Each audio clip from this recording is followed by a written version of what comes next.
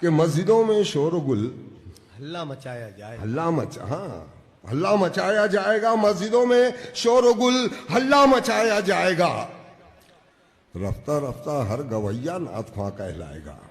کیا بات. کہ رفتہ رفتہ ہر گویا نعت خواں کہلائے گا. علم و فن شعر و سخن کاہے کی دانائیاں. علم و فن شعر و سخن ابے کاہے کی دانائیاں. جاہلوں کو ثانی حسان لکھا جائے گا. کیا بات. جاہلوں کو کیا ثانی حسان لکھا جائے گا. اور ممبر وائس سے گانے ٹھمریاں قوالیاں. ہوئے ہوئے ہوئے. اللہ کے ذکر کو طبلہ بنایا جائے گا.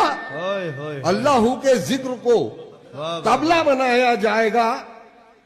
اور محو حیرت ہوں کہ علماء کس لیے خاموش ہیں.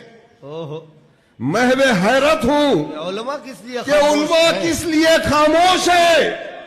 آئینہ کب ان نچنیوں کو دکھایا جائے گا.